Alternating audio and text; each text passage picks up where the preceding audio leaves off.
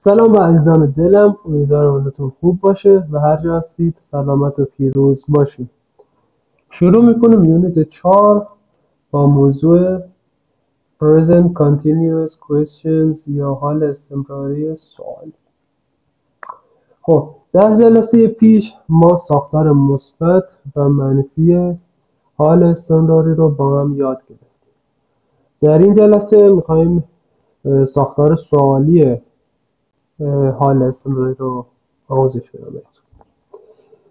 در جدول اول می‌بینیم که ساختار مثبت حال استمراری رو به ما گفته.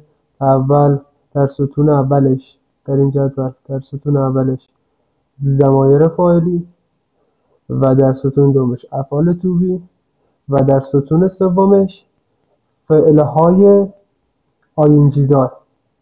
مثلا یکی از مثالاشو بکنیم he is doing، او در حال انجام دادن است. she is working، او در حال کار کردن است. we are going، ما در حال رفتن هستیم. they are staying، آنها الان مانده اند یا الان ایستاده اند. خب این حالت مثبتش بود و برای منفیش هم که جلوی فعلای تو بی فقط یک نات اضافه.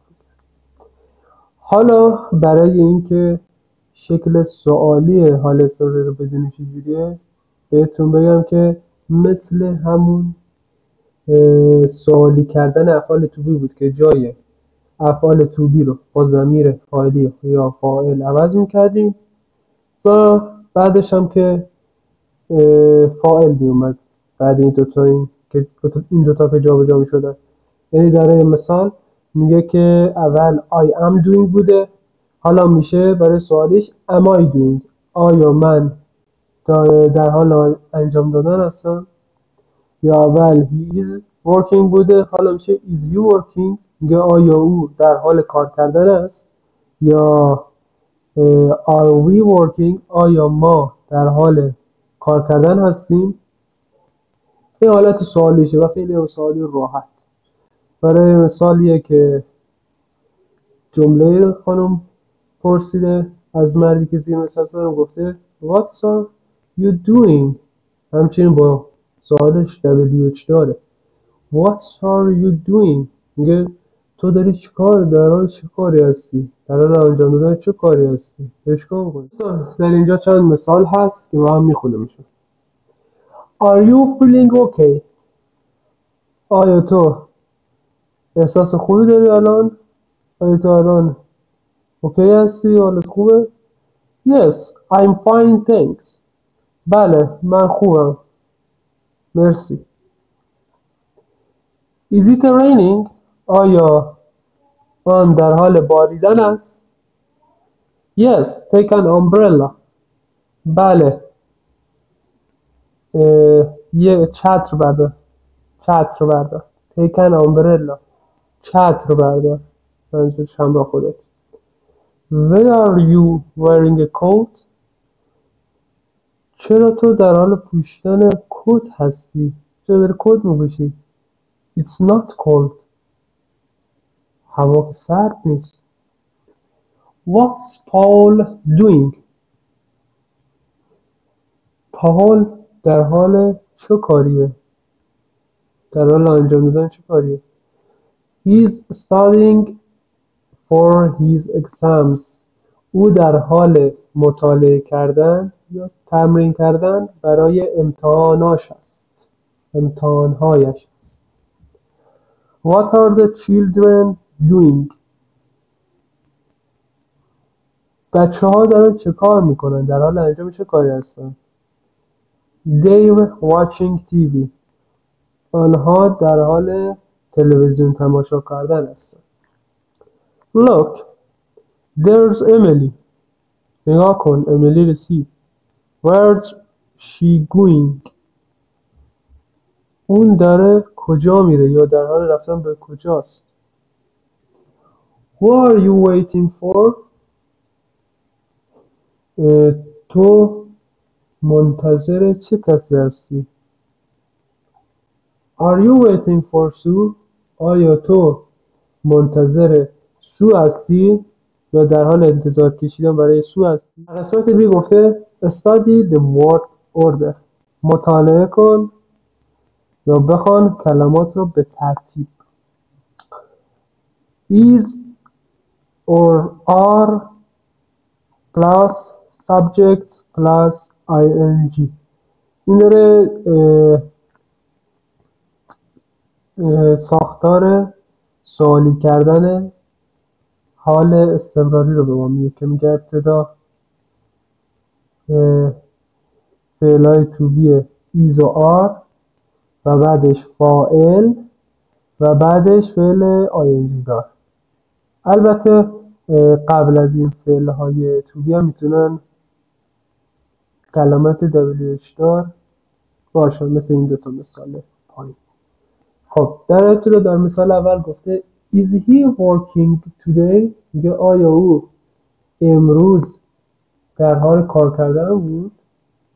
امروز داشت کار میکرد؟ گفته Is Ben working today؟ آیا بن امروز در حال کار کردن بود؟ در پرانتز گفته not is working Ben today. گفته نباید گفت is working Ben today، یعنی اول بیای فعل تو بی رو بیاری بعدش فاعل بعدش فعل بعدش فاعل. خب یه اشتباهه، چون ما گفتیم اول فعل تو بی میاد برای سوالی کردن، بعدش فاعل که اینجا بن هستش و بعدش فعل آینجی دار که ورکینگه، بعدش هم که تو دی. خب در ادامه گفته Where are they going؟ آنها در حال رفتن به کجا هستند؟ در ادامه Where are those people going؟ میگه که اون مردم کجا دارن میرن، در حال رفتن به کجا هستن. در پرانتز گفته where are going those people. گفته این اشتباهه که ما بیایم WH رو بیاریم، کلمات WH رو بعدش فعل تو بیاریم بعدش فعل آینجی دار بعدش فاعل ما، که این گفتیم اشتباهه. باز هم گفتیم اول WH میاد بعدش فعل تو بی میاد بعدش فاعل که اینجا دوز پیپله بعدش فعل آینجی دار. به جواب سوالات آل استمراری که در ابتدا نوشته short answers، پاسخهای کوتاه. میخوایم بهتون بگم که پاسخهای کوتاه سوالات آل استمراری با سوالات افعال تو بی فرقی نداره و همونطور سوالها جوابها هستن. یعنی همونطور که توی سوالات افعال تو بی ما جواب میدیم همونطور هم باید برای حال استمراری جواب بدیم. برای مثالی که در جدول گفته yes I am که در افعال تو بی هم به همین شکل جواب سوالاتش رو میدادیم، به همون شکل هم باید به حال استمراری جواب بدیم به سوالاش. yes I am، yes he is، yes she is، yes it is، yes we are، yes you are، yes they are. البته این جواب‌های کوتاه فقط مخصوص سوالات حال استمراری هستن که با فعلای تو بی اول سوال شروع میشه، اما اگر WH باشه جواب سوال طولانی تر میشه. خب و برای منفی کردنشونم یا منفی جواب دادنم که میگیم no I'm not، ولی not اضافه میشه و به جای yes no میاریم. no I'm not، no he's not، no she's not، no it's not، no we're not، no you're not، no they're not. و شکل مخفف منفی پاسخ ها no he isn't، no she isn't، no it isn't، no we aren't، no you aren't، no they aren't. و در ادامه چند مثال گفته برای سوال استمراری و پاسخ کوتاهش. در اول Are you going now؟ الان تو داری میری آیا؟